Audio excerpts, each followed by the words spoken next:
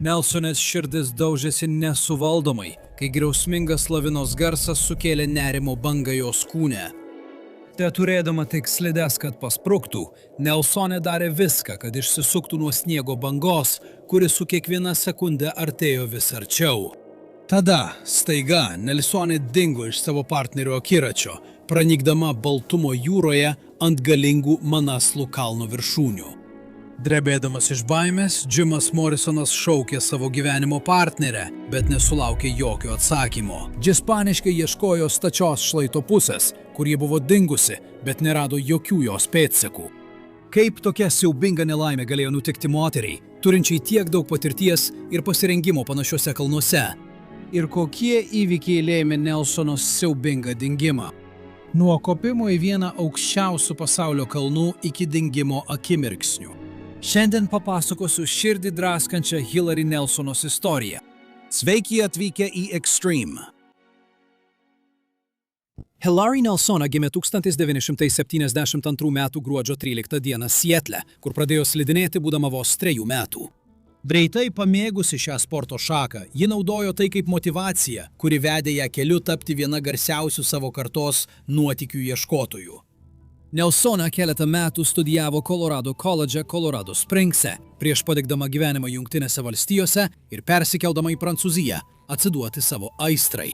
Ten ji praleido 5 šaltas žiemas netoli Šamone, tobulindama savo slidinėjimo ir alpinizmo įgūdžius, apsuptas snieguotų kalnų.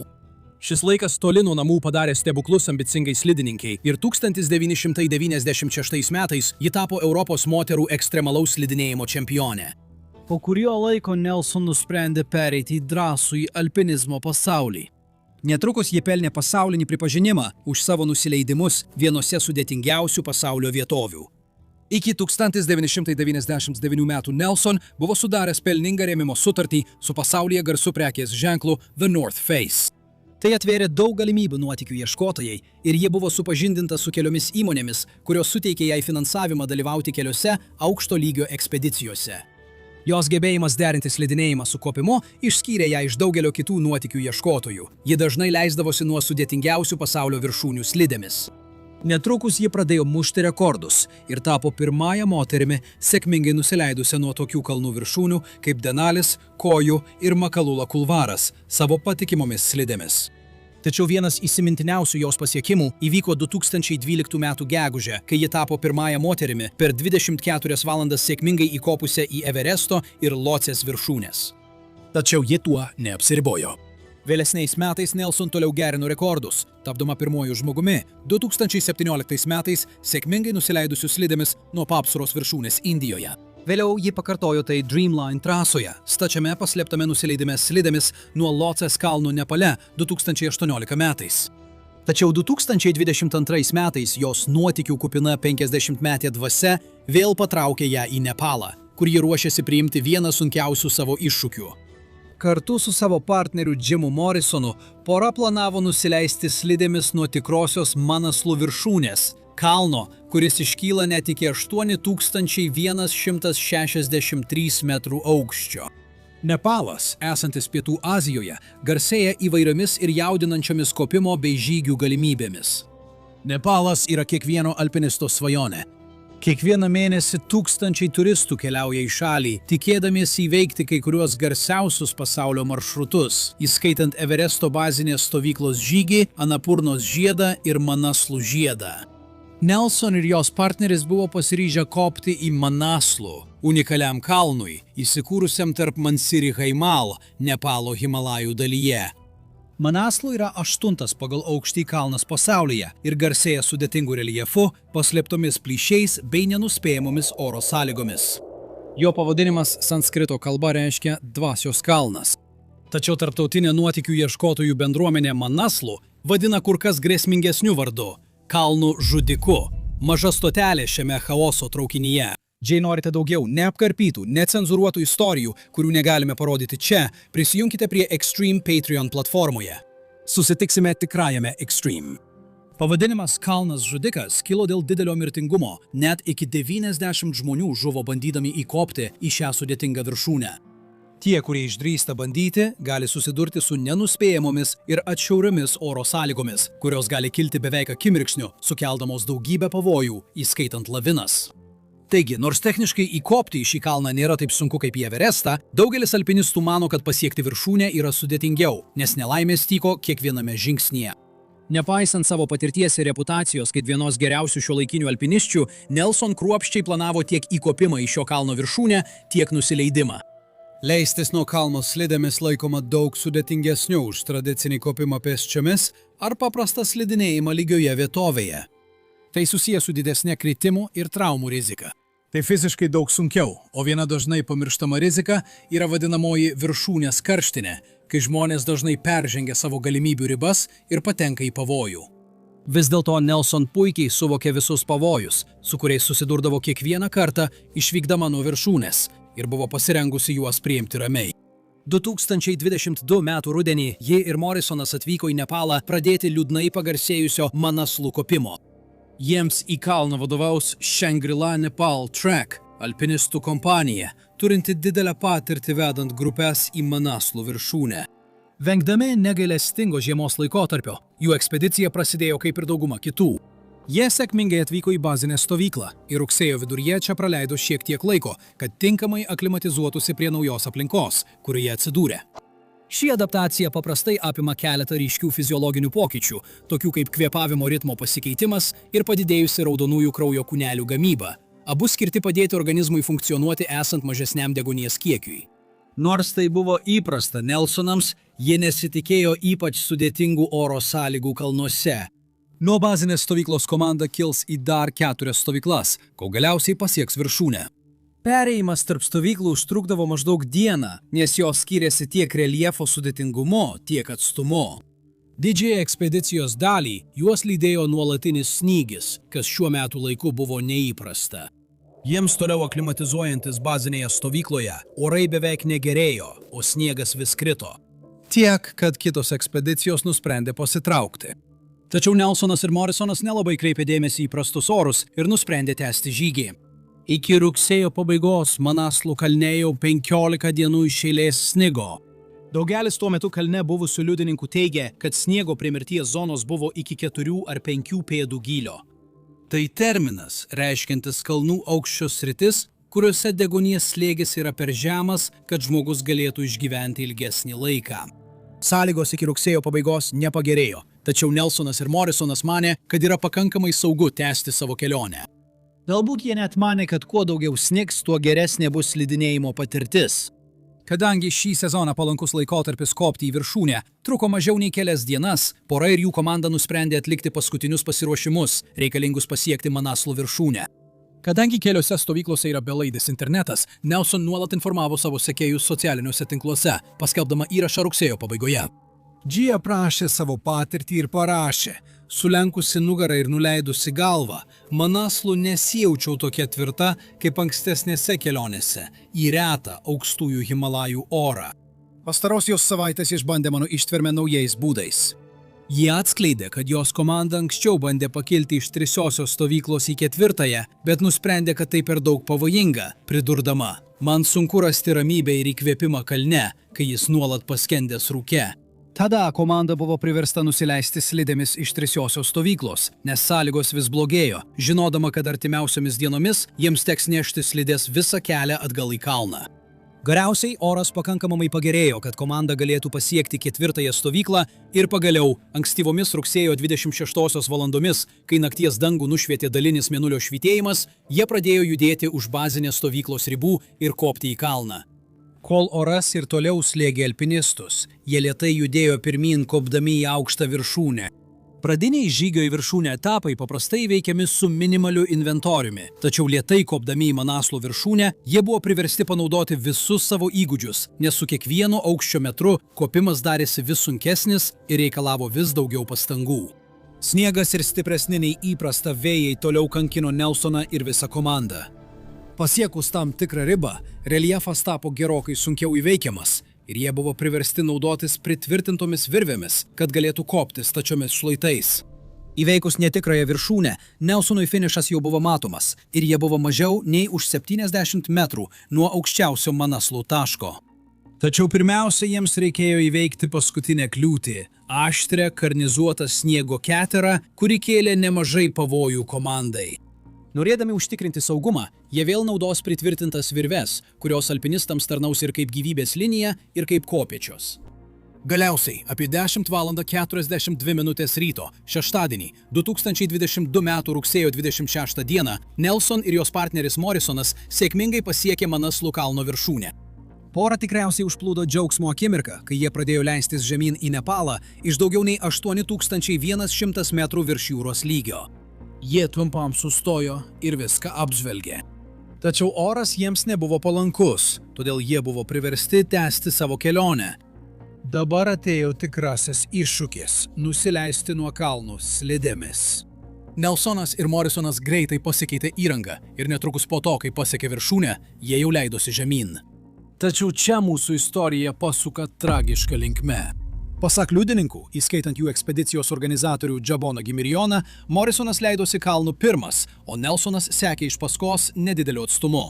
Jie planavo slidinėti aplink viršūnės keterą ir susitikti su likusia šerpų komanda. Kai jie leidosi žemyn nuo kalno, slysdami per lengvai suspaustą sniegą, jų kūnus tikriausiai užliejo adrenalinas ir džiaugsmas. Tačiau tai ilgai netruko. Vos tik jie pradėjo leistis nuo kalno, jų laukė siaubingas išbandymas, kuris privertė Nelson kovoti už savo gyvybę. Praėjus mažiau nei 10 minučių, jie dingo Morrisonui iš akių, o jų drąsi nuotykių kelionė virto gelbėjimo misija, lenktyniaujant su laiku. Emocinė staiga pasikeitusių įvykių našta buvo aiškiai juntama, kai komanda iš euforijos dėl sėkmingai pasiekto viršūnės perėjo prie skubios ir bauginančios užduoties – surasti Nelson. Į įvykio vietą nedelsiant buvo iškviestos gelbėjimo tarnybos, kurios pradėjo ieškoti bet kokių Nelson pėdsakų sniege. Dėl sudėtingos gelbėjimo operacijos atokioje vietovėje, kur beveik nėra mobiliojo ryšio, internete pradėjo sklisti keli prieštaringi pranešimai. Pradėjo sklisti 3 teorijos, bandančios paaiškinti, kas nutiko Nelson kalne. Iš pradžių Himalayan Times teigė, kad anoniminis šaltinis, buvęs kalne, pranešė, jog Nelson nukrito daugiau nei 24 metrus į gilų ledyno plyšį netoli Manaslu viršūnės. Tačiau Džabonas Gamirė, Shangri-La Nepal Trek vykdomasis direktorius, greitai tai paneigė. Pasak Gemirės, kuris kalbėjosi su žmonėmis esančiais kalno bazinėje stovykloje, Nelson prarado slidę prieš nuslysdama nuo didelio skardžio ir pradingdama. Tačiau internete pasirodė ir trečioji teorija, kuria pasidalijo brazilų ultramaratonininkė Fernanda Maciel, kuri tą pačią dieną, kaip ir Nelson, kopė į Manaslu. Teigdama, kad kalbėjusi su Morrisonu, ji pasiūlė, jog Nelson iš tikrųjų buvo nušluota mažos sniego lavinos netoli kalno viršūnės. Šią versiją iš pradžių taip pat paneigė Gimirė. Tačiau netrukus paaiškėjo, kad tai buvo tiesa. Įvykiai nutikę viršūnėje vėliau buvo paaiškinti Morrisono, kuris prisiminė tą siaubingą incidentą. Vienu metu, kai jis slidinėja priekyje savo partnerio, po kelių posūkių atsisuko pažiūrėti į Nelsoną ir būtent tada įvyko tragedija. Leisdamasi nuo kalno, po jos kojomis esantis purus sniegas pradėjo slysti ir po kelių sekundžių jie atsidūrė mažos lavinos viduryje. Nelson bandė išlikti rami, naudodama savo įgūdžius tikėdamas išsilaikyti ant kojų, tačiau greitai besileidžianti sniego lavina buvo per stipri ir nušlavė slides iš po jos kojų. Akimirksniu ji jau ritosi žemyn nuo kalno. Morrison galėjo tik su siaubu stebėti, kaip lavinos jėga kartu su gravitacija užvaldė jo partnerę. Kadangi jis buvo šiek tiek priekyje, jam pavyko išvengti, kad jį užverstų sniegas. Šioje Manaslu dalyje nebuvo natūralių kliūčių, todėl jos kūnas ir slidės greitai buvo palaidoti po plonu sniego sluoksniu. Gelbėjimo darbai prasidėjo nedelsiant, o paieškai buvo pasitelktas sraigtasparnis. Morrisonas bandė leistis pietinių kalno šlaitu, desperatiškai ieškodamas savo partnerės. Kai jis pradėjo leistis slidėmis žemyn šlaitu, kuriame ji dingo, reljefas greitai tapo pavojingas, nes nebuvo jokio tako, kitaip nei toje pusėje, kurią jie pasiekė viršūnę. Dėl pavojų ir blogėjančių oro sąlygų jis buvo priverstas nutraukti paiešką, kol į įvykio vietą atvyko gelbėtojai.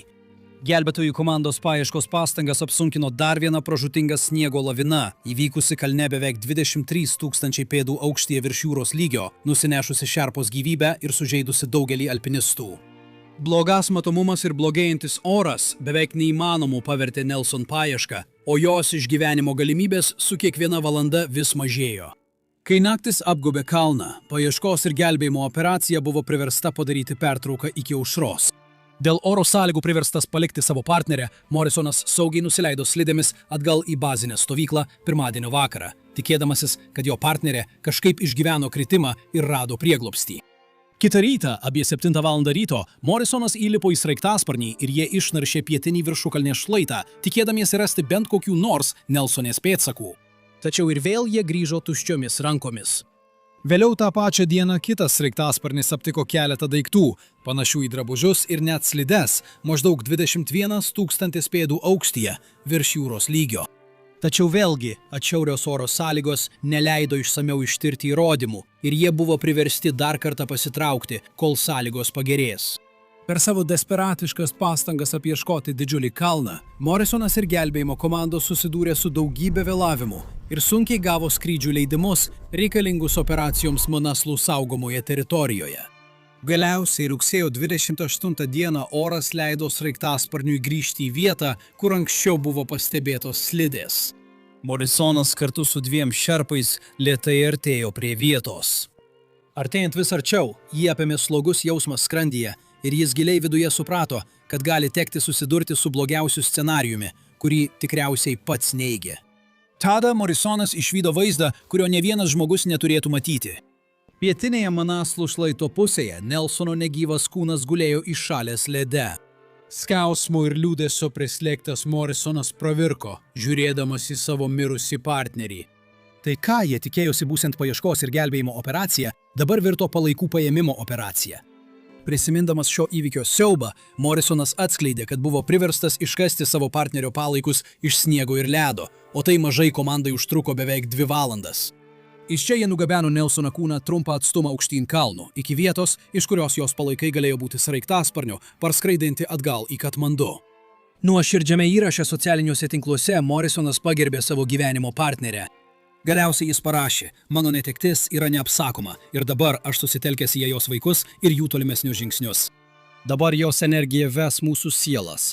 Tegu ramybė būna su mumis visais. Per dienas ir savaitės po tragiškos savo partnerės netekties, Morrisonas turbūt kovojo su nevaldomais kaltės, liūdesio ir širdgėlos jausmais. Kaidžis gulėjo nemiegodamas naktį, jo mintis tikriausiai užplūdo klausimai. Ar jie turėjo apsisukti, kai oras ėmė blogėti? Ar jis galėjo padaryti daugiau, kad išgelbėtų Nelsoną? Tačiau galiausiai jis buvo priverstas susidurti su realybe, jos priešlaikinė mirtimi, palikusi 2 vaikus. Nelson palikimas gyvuoja daugelio kitų nuotykių ieškotojų gyvenimuose, su kuriais jį dalijosi patirtimi per daugelį metų. Emily Harrington, kuri susipažino su Nelson per ekspediciją į Everestą, prisimena, kaip jos iš karto užmezgė ryšį, kuris jas lydėjo per daugybę prasmingų patirčių. Kalbėdama apie savo draugės charizmą, Harrington rašė, galiu pasakyti, be šios tragedijos Hillary buvo jėga, kurią verta prisiminti. Ne dėl šios nelaimės, ar net dėl pačių kalnų, kuriuos jį įkopė ir taip meistriškai nusileido slidėmis. Bet dėl to, kad drąsiai skynė kelią moterims šioje srityje būti viskuo, kuo jos nori būti. G parašė Instagrame. Ji praskynė kelią ir pranoko lūkesčius su unikaliu grakštumo ir ryžto deriniu, kurį turi tik tikras lyderis. Šių kopimų bauginantis pobūdis ir su jais susijusios rizikos dar labiau išryškėjo po dar vieno pražūtingo incidento Manaslu, įvykusio praėjus vos kelioms dienoms po jos ankstyvos mirties. Spalio 2 dieną įvyko dar viena sniego lavina, kuri nuslinko nuo kalno ir trenkėsi į bazinę stovyklą. Įvykio vaizdo įrašai yra tikrai šokiruojantys ir dėl to daugelis žmonių nusprendė, kad atlygis nėra vertas tokios rizikos. Daugelis ekspedicijų nusprendė pasitraukti, staiga ir anksti užbaigdamos 2022 metų sezoną. Nelseno pasiekimai slidinėjimo alpinizme ir toliau įkvėps daugelį siekiančių sportininkų visame pasaulyje. Bet jei pagalvosime, ji buvo tiesiog moteris išvykusi smagių atostogų su savo gyvenimo partneriu. Norite palaikyti kanalą? Prisijunkite ir gaukite išskirtinių privilegijų. Ačiū, kad žiūrėjote ir pasimatysime kitame vaizdo įraše. Būkite drąsūs ir gyvenkite drąsiai.